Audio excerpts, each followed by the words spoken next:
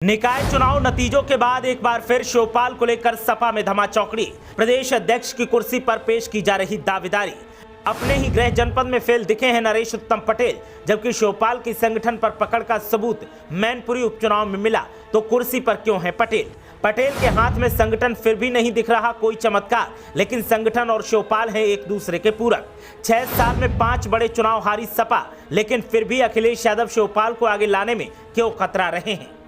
उत्तर प्रदेश के मुख्य विपक्षी दल समाजवादी पार्टी में निकाय चुनाव के बाद गहमा गहमी का माहौल देखने को मिल रहा है। पार्टी के शीर्ष नेतृत्व पर सवाल खड़े हो रहे हैं, तो वहीं दूसरी तरफ पार्टी में शिवपाल की भूमिका को लेकर एक बार फिर सवाल दागा जा रहा है और पूछा जा रहा है कि जिन लोगों के पास जिम्मेदारी है, जो लोग जिम्मेदार हैं, वो लगातार फेल हो रहे हैं, तो फिर अनुभवी चाचा को जिम्मेदारी देने से अखिलेश यादव क्यों कतरा रहे हैं और क्यों अखिलेश यादव अब भी चाचा को प्रोजेक्ट करने में पीछे हैं, जबकि शिवपाल सिंह की संगठन पर पकड़ के साथ ही उनकी सियासी पैठ का सबूत मैनपुरी लोकसभा उपचुनाव में मिल चुका है। शिवपाल सिंह ने तो यहां तक कह दिया था कि एक बार नेताजी की तरह भरोसा तो करके देखो, कभी निराश नहीं करूंगा। शिवपाल सिंह की भूमिका पर इसीलिए अब जोर दिया जा रहा है क्योंकि संगठन की कमान नरेश उत्तम पटेल के हाथ में है और वो अब तक अपनी कोई खास करिश्माई तस्वीर पेश नहीं कर पाए हैं, चाहे वो 2019 का चुनाव हो या फिर 2022 का विधानसभा चुनाव हो या फिर अब निकाय चुनाव। नरेश के नेतृत्व में पार्टी को हार का ही सामना करना पड़ा है।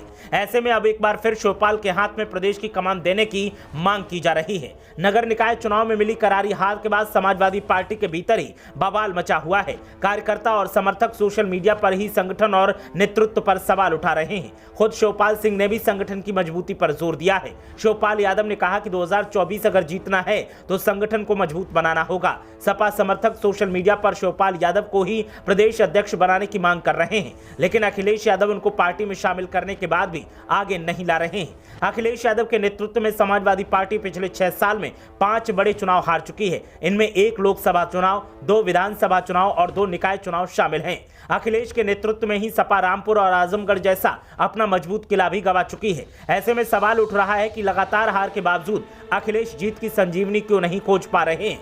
नगर निकाय चुनाव में समाजवादी पार्टी इस बार बुरी तरीके से हारी है।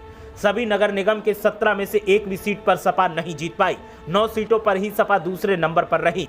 3 सीटों पर बीएसपी और कांग्रेस दूसरे नंबर पर रही। बरेली और मेरठ में निर्दलीय और एआईएमआईएम के बीजेपी के साथ कड़ी टक्कर दिखी। नगर पालिका के 199 सीटों में से सपा को सिर्फ 35 सीट पर जीत मिली।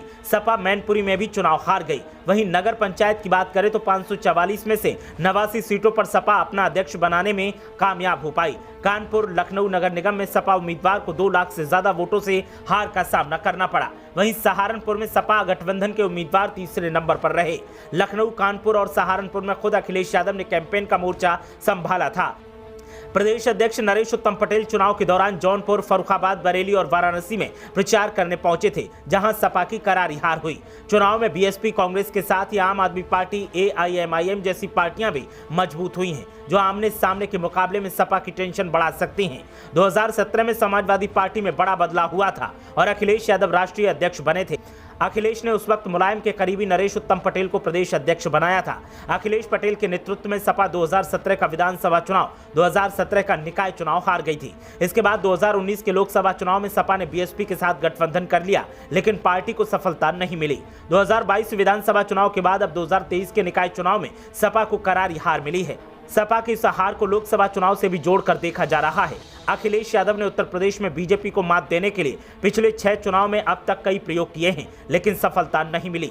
2022 चुनाव के बाद अखिलेश यादव ने संगठन में कई इकाई को भंग कर दिया था, जिसके बाद प्रदेश अध्यक्ष की विदाई तय मानी जा रही थी। हालांकि अखिलेश ने पटेल को पद से नहीं हटाया। प्रदेश अध्यक्ष बनने के बाद भी नरेश उत्तम पटेल अपनी कार्यकारिणी बनाने में विफल रहे।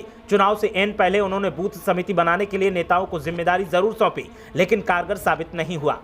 अखिलेश यादव के सबसे प्रमुख सेनापति नरेश उत्तम पटेल 2006 से ही विधान परिषद के सदस्य हैं। पटेल अपने राजनीतिक जीवन में सिर्फ 1 चुनाव जीते हैं, वो भी 1989 में। पटेल के गृह जिले फतेहपुर में 2022 के चुनाव में सपा को करारी हार मिली थी। ऐसे में अब शिवपाल सिंह को फिर से जिम्मेदारी देने की मांग की जा रही है। अखिलेश ने चाचा शिवपाल को साथ तो लिया है, लेकिन संगठन में उनकी भूमिका क्या है, इसको लेकर लगातार सवाल उठते रहते हैं। अब देखना यह है कि चाचा को लेकर अखिलेश अगला प्लान क्या तैयार करते हैं और क्या बड़ा बदलाव किया जाता है। ब्यूरो रिपोर्ट, मीडिया हलचल।